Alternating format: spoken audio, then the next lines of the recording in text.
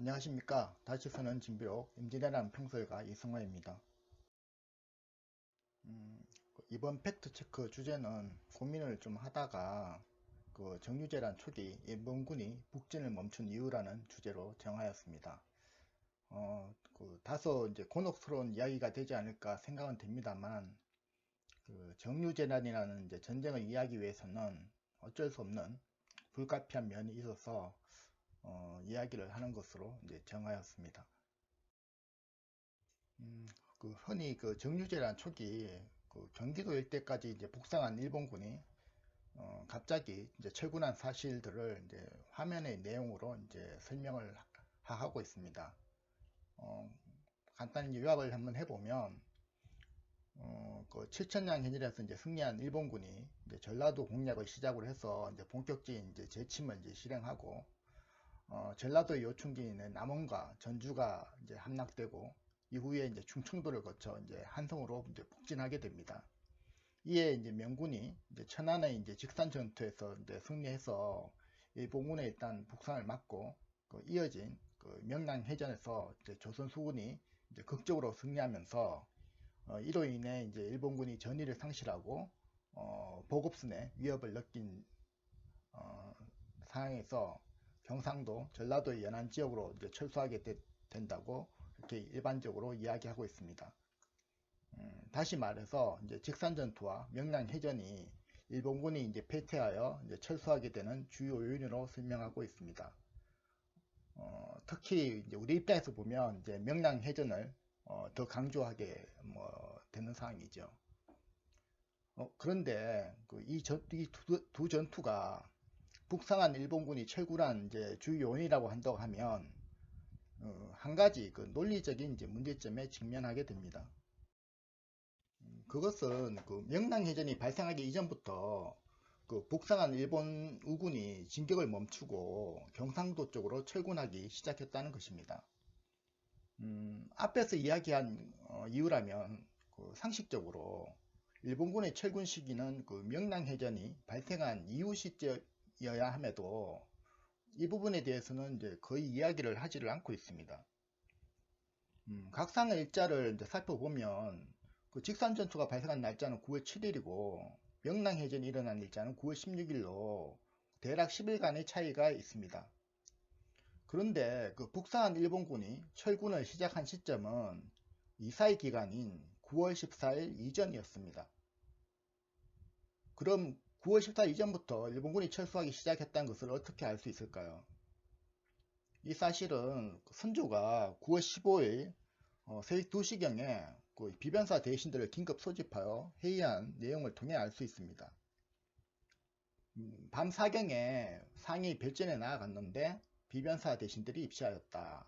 상이 이르기를 비변사의 여러 대신들은 어떻게들 의논하였는가. 나는 그 사이의 곡절을 모르니 의욕이 없을 수 없다. 외적이 물러가는 것은 그 뜻이 어디에 있는가. 별로 두려워할 것도 없는데 이와 같이 하니 흉물을 추측할 수가 없다. 중국 장수는 반드시 적실하게 적정을 듣고 와서 이런 조치를 한 것인가.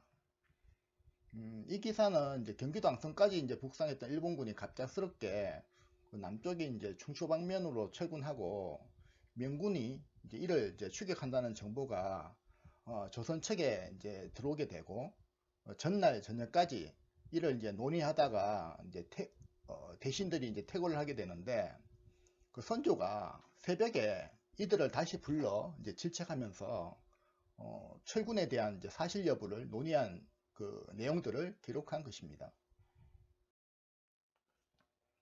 이어진 내용을 보면 선조는 일본군에 의해서 이제 한성으로 침공하려는 계획이 아닌가 계속 이제 의심을 하는데 당시 비변사 당상이었던 이제 홍진이 김수와 유성룡의 말을 빌려서 일본군의 철수가 사실인 것 같다고 이제 이야기하고 있습니다. 홍진이 아뢰기를 어제 저녁 비변사에서 이에 대한 논의가 있었습니다. 김수는 말하기를 외적은 필시 충주의 길을 택하여 영남으로 철수해 돌아갈 것이다.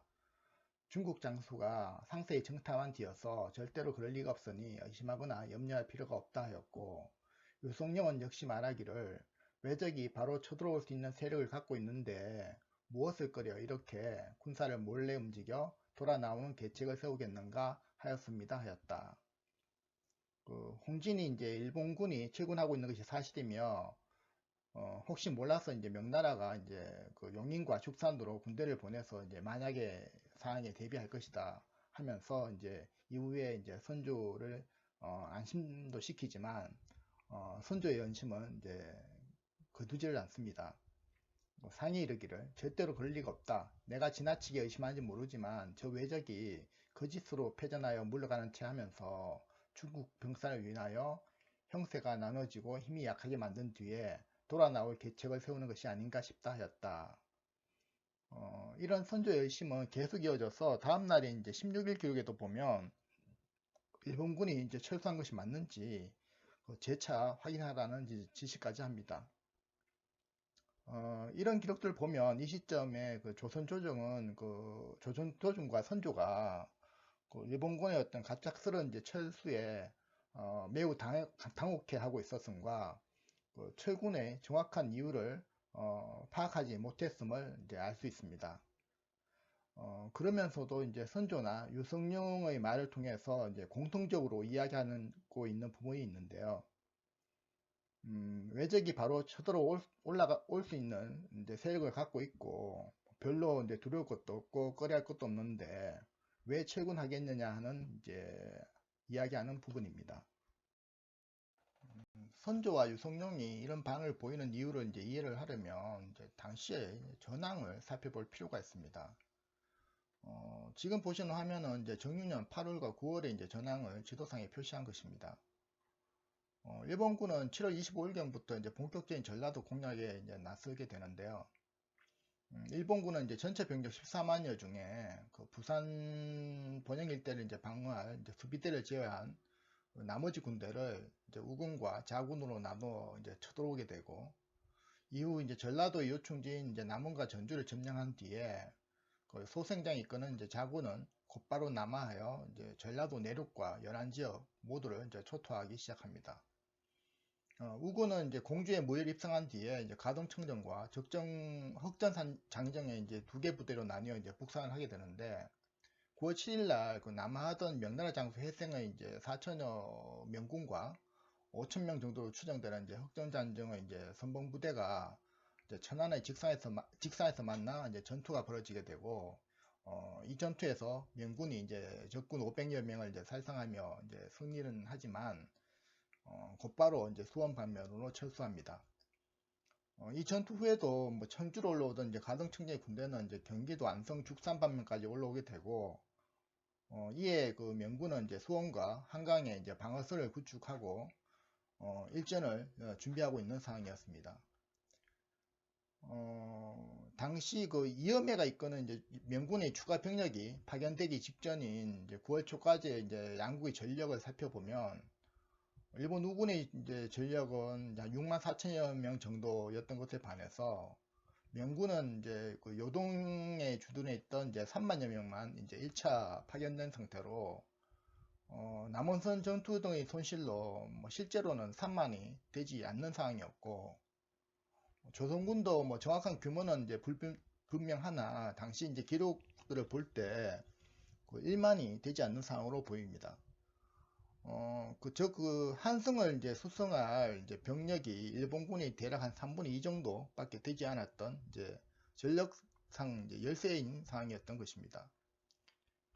게다가 이제 명랑해전이 일어나기 이전이었기 때문에 조선 조정 입장에서 보자면 이제 전력상 그 절대적 우세한 그 일본 수군이 한강과 임진강 등지로 올라온다면 후방의 안정과 테러도 이제 장담할 수 없는 긴박한 상황이었습니다. 이런 상황에서 이제 선조는 8월부터 먼저 그 충정과 세자인 광해군을 포함한 그 내전을 한성에서 이제 피난시키고자 하니까 지난 그 임진년에 그 파천을 겪은 이제 한성의 이제 민심이 다시금 그 최악으로 이제 치닫게 됩니다. 칠천량 해전에서 패하고 이제 일본군이 이제 전라도로 이제 진격하자 8월부터 이제 선조는 이제 중정과 왕자들을 한성에서 피난시키는 문제들을 거론합니다. 아직 일본군이 이제 북상이 이제 본격화되기 이전 시점임에도 이제 이 소문이 이제 성내에 이제 퍼지자 민심이 동요하고 이제 관원들은 이제 출근하지 않는 자가 이제 많아서 이제 행정이 이제 마비되고 뭐 관료의 시설들이 이제 먼저 도망가고 뭐 남방의 이제 장수들은 뭐 면직을 청하는 자들이 이제 속출하게 됩니다.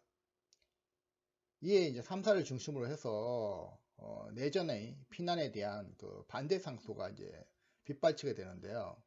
뭐 이에 대한 이제 선조의 반응을 볼 수 있는 기록들 중에 이제 하나를 이제 좀 소개를 하면 비만기로 자부성지 김신원에게 전교하기를 듣건대 조간의 가족들이 대부분 도성을 떠났다고 하는데 그러면서도 내전을 떠나지 못하게 강요하는 계사를 올리기까지 하니 대체 무슨 마음으로 이러는 것인가? 이렇게 하는 것이 충성이란 말인가? 지금 사대부의 가석이 몰래 성을 빠져나갔다는 것을 백성들도 모두 알고 있다. 언관이라는 자가 군상에게는 바른 말을 하면서 신하에게는 왜 바른 말을 하지 못하는가?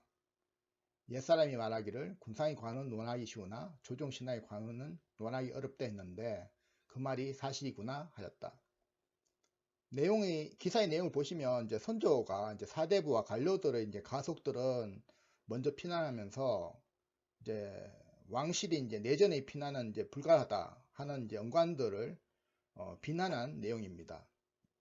이런 류의 기록이 이 시기에 여러 차례 이제 나오고 있는데요. 속되게 표현하면 그 조정 내에서 군주와 신하가 먼저 도망간다고 비난하는 어처구니 없는 이제 상황이 벌어지고 있었던 것입니다. 그러나 이제 선조는 이러한 비난과 이제 반대에도 불구하고 내전에 이제 피난을 이제 강행을 하는데 민심 위반에 대한 우려보다는 그 임진년의 파천과는 이제 다른 변수가 있어서 이제 선조를 고민스럽게 합니다. 그것은 그 바로 그 조선에 와 있던 명군 지휘부의 생각을 이제 알 수 없다는 것이었습니다. 당시 실록 기록을 좀 보면요. 마도독, 마기를 이야기하는 건데요. 마도독의 접반사 장우익이 이제 소대를 청하여 이제 대답하기를 이전에 이제 비만기로 내리신 내전의 피난에 대하여 이제 신이 말하기를 대인의 생각을 듣고 싶다 하였더니 만약 나에게 묻는다면 대피시키라고 권할 수는 없는 입장이나 사세로 보면 그럴 수밖에 없으니 기회를 보아 비밀리에 몇 사람의 사익길을 따라 피해 나가는 것이 옳을 것이다. 나는 그대 나라의 사정을 잘 알고 있으므로 이런 말을 하는 것이다. 경리나 이제 소환찰이 혹시라도 이를 안다면 이제 성내면서 이제 책망할 염려가 없지 않다. 외인들이 아무리 궁궐이 이제 피난 간다고 다들 말하여도 나는 아니라고 할 것이다 하였습니다. 이 기록은 이제 선조가 이제 도독 마기의 이제 접반사였던 이제 장우익에게 마기와 이제 명군 최고지휘부의 이제 어중을 이제 알아보게 한 내용인데, 뭐 요약하면 뭐 마기 본인은 뭐 모른 척 하겠지만 뭐 경리 양호는 이를 이제 격렬히 이제 반대할 것이니 조심해서 처리하라는 그런 내용입니다.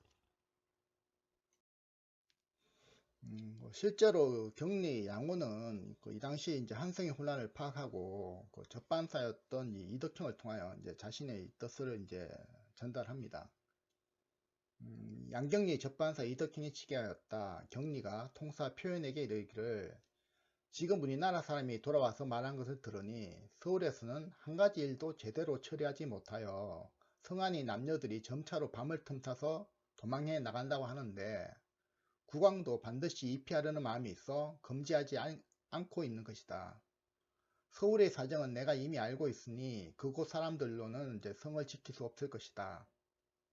다만 우리 군사가 이미 나와 있고 대군이 또 계속해서 나올 것인데 그 사이도 자신들이 굳게 지키지 못하고 우리 군사가 모두 나오기만을 기다리겠다는 것인가? 만약 서울에서 한 발자국이라도 움직인다면 한강 이남은 저절로 붕괴될 것이니 그렇게 되면 사도의 강토를 완전히 버리는 셈이다. 내용을 보면 양호는 이제 그 피난민이 이제 속출하는 이제 한성의 상을 이야기하면서 명군에게만 이제 의지하면서 국왕 또한 그런 생각을 가진 것이 아니냐고 이제 힐난하면서 한성에서 한 발자국이라도 이제 움직인다면 한강 이남은 스스로 이제 붕괴되어서 사도의 강틀을 완전히 잃게 될 것이라고 하고 있습니다. 실제로 양호는 이후에 그 한성의 중요성과 함께 본인이 이제 최전방까지 이제 내려가면서 이제 한성을 사수하겠다는 결연한 의지를 보이게 됩니다. 이런 그 양호의 우려에도 그 선조는 내전에 이제 피난을 강행하게 되는데 이와 관련해서 당시 상황을 짐작해 볼 수 있는 기록이 하나 있습니다.